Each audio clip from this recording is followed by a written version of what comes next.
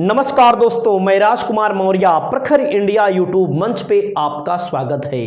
2024 के लोकसभा चुनाव को लेकर पहले चरण की वोटिंग समाप्त हो गई है। पहले चरण की वोटिंग में 543 सीटों में 102 सीटों पर वोटिंग हो चुकी है। कौन सी पार्टी, इंडिया गठबंधन, एनडीए गठबंधन या अदर, कौन सी पार्टी को कितनी सीटें मिल सकती हैं, इस वीडियो के माध्यम से हम आपको बताने जा रहे हैं। अगर आप चैनल पर पहली बार आए हैं तो चैनल को जरूर सब्सक्राइब करिए। एक एक सीटों का मैं नाम लूंगा, एक एक राज्यों का मैं नाम लूंगा और मैं आपको पूरा का पूरा गणित बताने वाला हूं। यहां पर सबसे पहले उत्तर प्रदेश में 8 लोकसभा सीटों पर मतदान हो चुका है। पहले चरण में सहारनपुर, कैराना, मुजफ्फरनगर, बिजनौर, नगीना, मुरादाबाद, रामपुर, पीलीभीत, यानी कि 8 सीटों पर यहां पर मतदान हुआ। 8 सीटों में सहारनपुर इंडिया गठबंधन से चुनाव लड़ रहे हैं इमरान मसूद। इमरान मसूद की बहुत अच्छी स्थिति है, अच्छी से अच्छी स्थिति है। क्यों? क्योंकि 42% यहां पर मुस्लिम मतदाता है सहारनपुर में। तो आप समझ सकते हैं 42% मुस्लिम मतदाता, और वैसे भी सहारनपुर से इमरान मसूद चुनाव लड़ते रहे हैं और बहुत मजबूत स्थिति में चुनाव लड़ते रहे हैं। तो प्रबल संभावना है कि सहारनपुर से इमरान मसूद चुनाव जीत जाएंगे। अगला है कैराना। कैराना में इकरा हसन, टीवी9 का सर्वे आया हुआ है, आपने देखा होगा। इकरा हसन एक मजबूत कैंडिडेट हैं और इकरा हसन यहां पर 36% वोट के साथ साथ यहां पर एक बहुत मजबूती के साथ इकरा हसन चुनाव लड़ी हैं। इनके भी जीतने की पूरी संभावना है। मुजफ्फरनगर पे बहुत कांटे की टक्कर है। संजीव बालियान के सामने हरेंद्र मलिक समाजवादी पार्टी से लड़े हुए हैं। और बिजनौर में भी बहुत कांटे की लड़ाई है। मुसलमानों की जो परसेंट है यहाँ पर लगभग 45% आबादी है, तो आप ये समझ सकते हैं।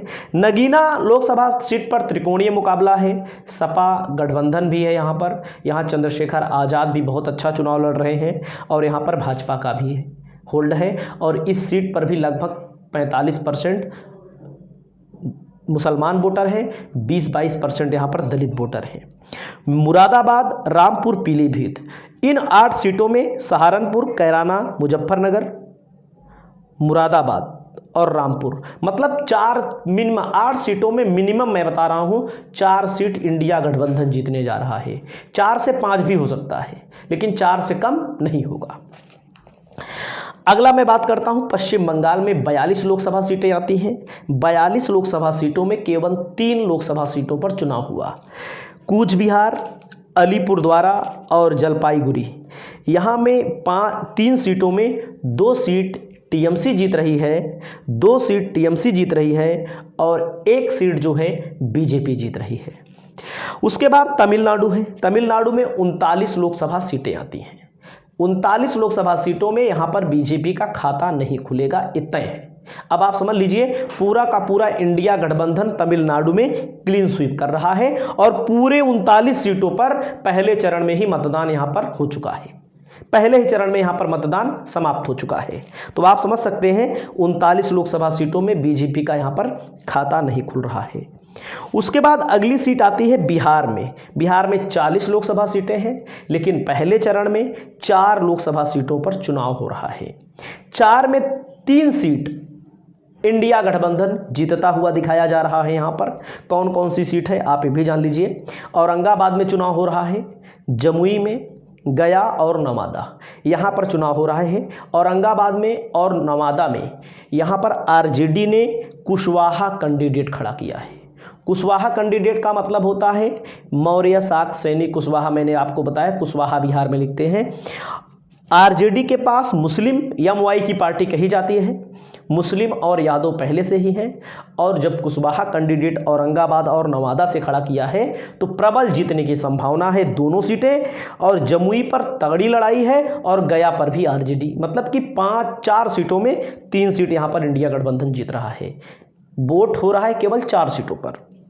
अगला है महाराष्ट्र। महाराष्ट्र में 48 लोकसभा सीटें हैं। 48 सीटों में 5 सीटों पर चुनाव हो रहा है। नागपुर की सीट पर बीजेपी जीतती हुई दिखाई दे रही है और इंडिया गठबंधन बाकी 5 सीटों के अलावा चारों सीटें यहां पर जीत रहा है। 5 सीटों में 4 सीट इंडिया गठबंधन जीत रहा है। वैसे भी आपने देखा होगा, कोई भी पोल आया होगा, एग्जिट पोल, ओपिनियन पोल, जो भी आता है, सर्वे जो आता है, वो ये बता रहा है कि बीजेपी के हालात महाराष्ट्र में बहुत बेकार हैं। अगला नंबर आता है राजस्थान, जहां बीजेपी की लॉटरी लगती हुई दिख रही है। राजस्थान में बीकानेर में चुनाव है। चुरू, गंगानगर, झुंझुनू, सीकर, जयपुर ग्रामीण, अलवर, भरतपुर, करावली, ढोलपुरा, दौसा और नागौर। मतलब कि राजस्थान में पिछली बार बीजेपी ने 25 की 25 सीटें जीती थी, लेकिन 2024 को लेकर के तमाम पोल भी आए हुए हैं। टीवी 9 के पोल ने 6 सीटें यहाँ पर 25 में 6 सीटें आपने देखा होगा इंडिया गठबंधन को दी हैं। यानी कि यहाँ पर बीजेपी जो है 12 सीटों पर जहाँ चुनाव हो रहा है, 8 सीटों पर बीजेपी जीत रही है, 3 सीट पर कांग्रेस जीत रही है और CPIM को 4 सीटें यहाँ पर मिलती हुई दिखाई दे रही, 1 सीट। और अगली सीट आती है असम की। असम में 5 सीटों पर चुनाव हो रहा है। यहाँ पर असम में 5 सीटों पर, जहाँ पर हेमंत बिश्व शर्मा यहाँ पर मुख्यमंत्री हैं, 5 सीटों पर 4 सीटें बीजेपी के पाले में जाती हुई दिखाई दे रही हैं और 1 सीट यहाँ पर कांग्रेस को मिलता हुआ दिखाई दे रहा है।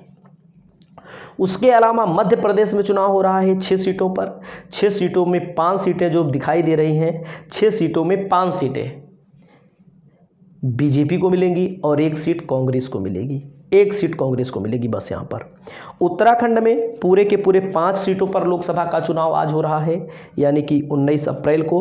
पहले चरण में 5 में 4 बीजेपी को और 1 कांग्रेस को यहाँ पर सीटें मिलती हुई दिखाई दे रही हैं। इसके अलावा मणिपुर के 2 सीट, मणिपुर में 2 लोकसभा सीटें हैं, आज ही मतदान हो रहा है। जम्मू कश्मीर और छत्तीसगढ़ के 1-1 सीटों पर मतदान हो गया है। इसके अलावा मेघालय की 2 सीटें, अरुणाचल प्रदेश की 2 सीटें, अंडमान निकोबार समूह की 1 सीट, मिजोरम की 1 सीट, नागालैंड की 1 सीट, पुडुचेरी की 1 सीट, सिक्किम की 1 सीट, लक्षद्वीप की 1 सीट पर मतदान 19 अप्रैल को समाप्त हो चुका है। और यहाँ पर अगर हम ओवरऑल बात करें तो ओवरऑल इंडिया गठबंधन को बहुत भारी बढ़त मिलती हुई दिखाई दे रही है। इंडिया गठबंधन 60 से 70 सीटें जीतने की स्थिति में है, क्योंकि आपने देखा होगा सीधा 39 लोकसभा सीटें जो हैं तमिलनाडु की, वहाँ पर इंडिया गठबंधन, जिसमें DMK है और कांग्रेस है, पूरी तरह से मजबूत है।